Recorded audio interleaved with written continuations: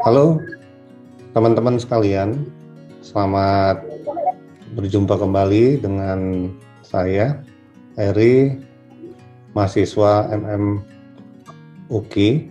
Pada kesempatan ini akan mencoba untuk kembali memaparkan mind map mata kuliah manajemen keuangan. Mata kuliah manajemen keuangan ini kita akan mulai dari minggu pertama ya, yang memang pada kegiatannya belajar tentang introduksional atau introduction to finance management ya. Kita awali dengan perkenalan dan pengenalan course outline, content of course, seluruh materi perkuliahan, penyampaian project dan assignment baik individual dan grup, event analysis, simulation, investment, riset, artikel terkait dengan company report, dan belajar terkait tujuan perusahaan selain dengan memaksimumkan profit, juga menciptakan nilai tambah secara signifikan dan sustainable dengan value creation melalui bisnis essential atau cash, profit margin, velocity, growth, dan customer focus. Di mana menurut Ram Kaslan, Commercials of Corporate Finance atau 4 core bisnis keuangan perusahaan atau core of value principle, conversion of value principle, expectations, treadmill principle, dan best owner principle.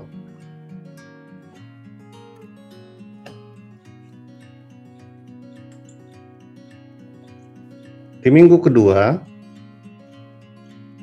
kita belajar tentang time value of money, ya. Jadi di sini application of the time value of money, ya. Forget KPR and loan payment,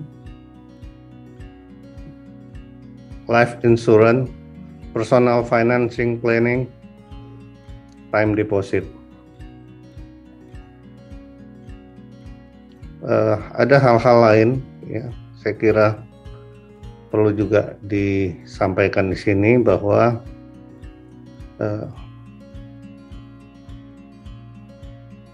future value dan present value anuitas dan double your money.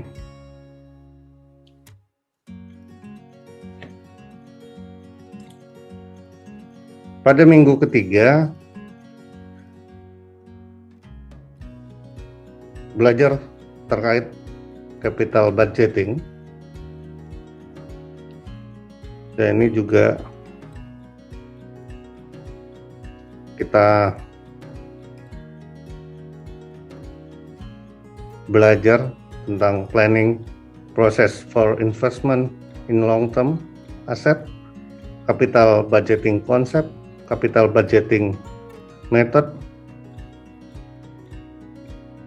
atau payback perfect, weakness of payback period, other method, net present value atau NPV, profitable Index atau PI, Internal Rate of Return atau IRR.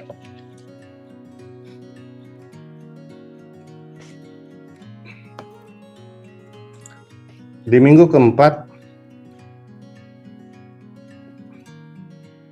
ini kita pelajari tentang financial report terkait dengan laporan keuangan atau balance sheet, aset atau current asset, fixed asset and other asset, liabilities and owner equity atau current liabilities. Ya.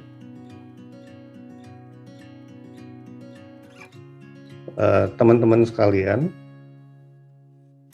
di dalam kegiatannya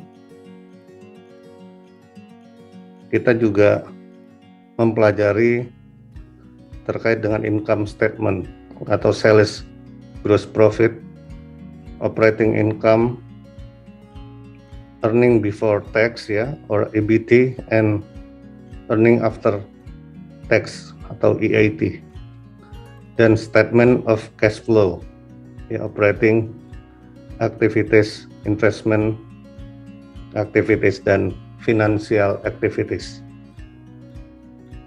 Minggu kelima kita juga melangkah untuk belajar terkait dengan analysis of financial report. Ada 5 hal yang kita pelajari di sini. Yang pertama liquidity, kemudian activity, kemudian leverage, profitability, dan DuPont system. Nah, kemudian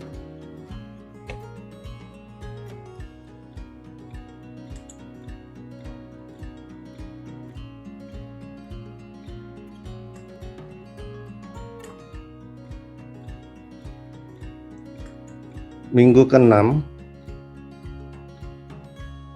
kita belajar terkait dengan analysis of securities, di mana analisis saham dan aspek fundamental atau pengaruh kebijakan pemerintah, kemudian inflasi, suku bunga, dan kurs dolar, serta aspek technical analysis ya. Di sini terkait dengan bagaimana menilai pergerakan harga saham. Analisa saham dari aspek makroekonomik, analisis yang dilakukan melalui global economic, analisis dan domestic economic. Dan terakhir, ini belajar terkait dengan pengaruh market investor, sentimen terhadap harga saham. Ya.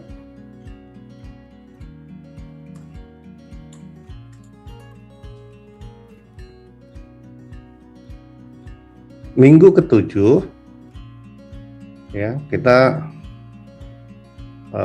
melakukan kegiatan atau belajar terkait dengan portofolio investment, di mana masing-masing mahasiswa mempelajari tentang portofolio perusahaan yang dipilih untuk simulasi simulasi investasi ya. Di mana di sini diharapkan bisa menganalisa perkembangan harga saham perusahaan untuk pengambilan suatu keputusan. Dan kemudian dilanjut di minggu ke-8 itu kita belajar tentang working capital management, yaitu yang pertama Working capital management berkaitan dengan net working capital yang diperoleh dari aktiva lancar dikurangi dengan hutang. Yang kedua, net working capital yaitu dana untuk biaya operasional jangka pendek ya, dan di bawah 1 tahun. Sebagian besar aktivitas perusahaan merupakan aktiva lancar. Kemudian aktiva lancar menjaga kelancaran kegiatan perusahaan. Yang ketiga, belajar terkait dengan kebijakan modal kerja dan bagaimana implikasinya. Jumlah kebutuhan modal kerja diperoleh dari periode tingkatnya modal kerja dikali pengeluaran kas rata-rata per hari. Implikasi dari kebijakan modal kerja itu pertama, kebijakan yang konservatif atau bisa dikatakan likuidasi perusahaan tinggi tapi profitnya rendah. Ya, yang kedua, kebijakan moderat atau likuidasi perusahaan sedang dan profitnya juga sedang. Dan yang ketiga, kebijakan yang agresif atau likuidasi perusahaan rendah tapi profitnya tinggi. Sehingga untuk menjaga likuiditas tergantung pada kebijakan manajemen di mana modal kerja yang dianut perusahaan. Yang berikut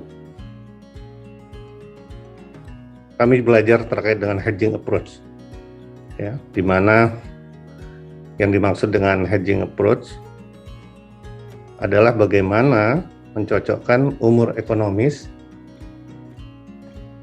yang dalam hal ini untuk aktiva yang menghasilkan arus kas dengan jatuh tempo sumber pendanaan yang digunakan.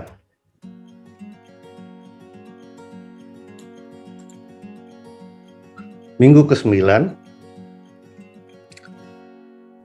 kami belajar tentang operating leverage, yaitu menghitung operating leverage perusahaan dengan menghitung besarnya nilai degrees of operating leverage, degrees of financial leverage, dan degrees of total leverage, dan diberikan take home atau pekerjaan rumah untuk menghitung DOL, ya, DFL, dan DTL pada perusahaan yang menjadi tanggung jawab masing-masing mahasiswa. Ya. Kemudian minggu ke-10 kegiatannya adalah mempelajari tentang corporate financing. Di dalamnya terkait short term debt atau hutang jangka pendek, kemudian long term debt atau hutang jangka panjang terhadap perusahaan. Kemudian kita pelajari juga equity atau ekuitas perusahaan dan seterusnya. Minggu ke-11 kita pelajari tentang financial leverage, ya, yakni terkait dengan bonds atau obligasi perusahaan. Ya, kemudian bonds itu dijelaskan terdiri dari beberapa topik. Ya, pertama, karakteristik atau fixed income atau yang disebut dengan kupon bunga. Terminologinya adalah pinjaman pokok, kupon interest rate setiap periode, maturity atau kapan jatuh tempo, indenture atau dokumen kontraknya, ya. Rating atau tipe pemeringkat based on issues atau pemerintah atau agen, ya, dalam hal ini federasi juga disebut pemerintah, daerah atau corporate, bonds perusahaan based on coupon payment, ya, zero coupon bonds yang jatuh tempo, fixed rate coupon bonds tiap periode,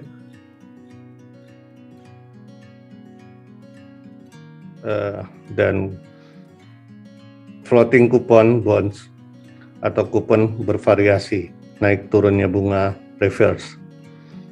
Floater atau bunga di pasar naik, kuponnya turun.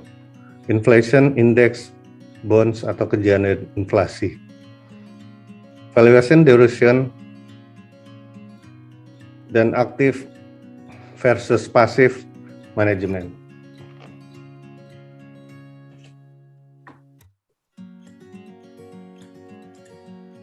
Minggu ke-12 kami belajar tentang fraud risk management.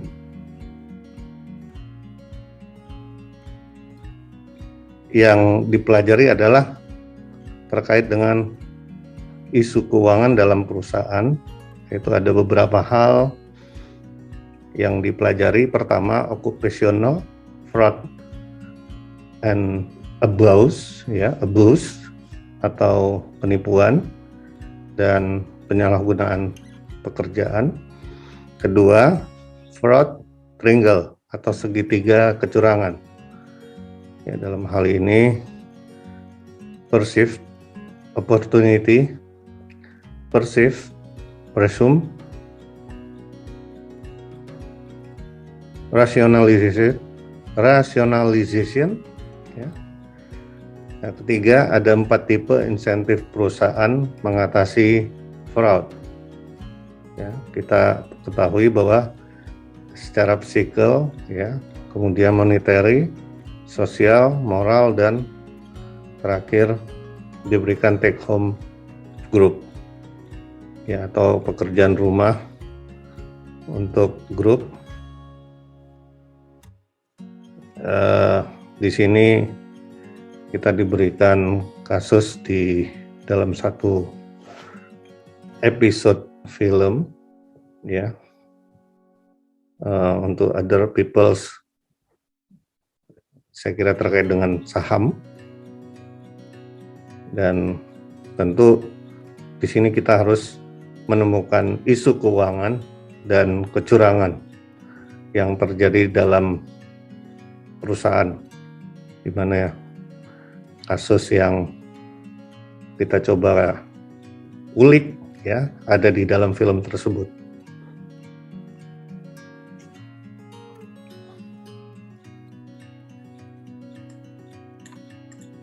Nah, di minggu ke-13, ya,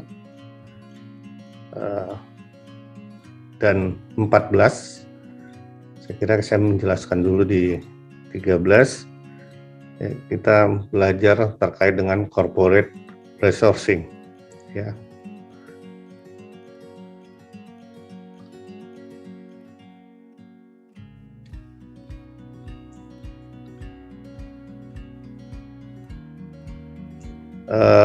Nah, di minggu ke-13 ini tentang corporate restructuring, dan di minggu ke-14 international financing. Financial distress melalui turnaround opportunity, ya, dalam hal ini operation restructuring, asset restructuring, financial restructuring, dan permanent problem atau private liquidation dan life, ya, for legal bankrupt. Ya, corporate restructuring, ya, atau capital structure, ya, dalam hal ini lower debt to equity ratio, ya, jadi working, ya, kemudian working capital management, permanent versus non-permanent.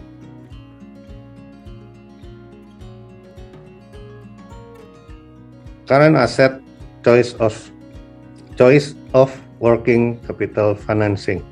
Ya, kemudian kita juga mempelajari asset structure, reduction of fixed asset ratio, dan revenue management, higher portion of recurring revenue. Ya, kemudian cost management atau lower fixed cost portion. Ya, kemudian kita juga mempelajari terkait dengan cash flow management. Ini fokus on 5 principle of cash management. Lalu growth management fokus on organic and partnership growth. Ya. Kemudian kita juga mempelajari terkait dengan risk management atau lower risk appetite.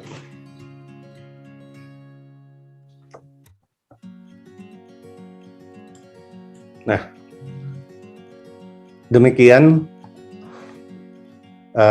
paparan dari mind map manajemen keuangan yang dipelajari sejak minggu pertama sampai kesempatan di minggu 13 ya dan 14. Tentu banyak hal yang dapat kami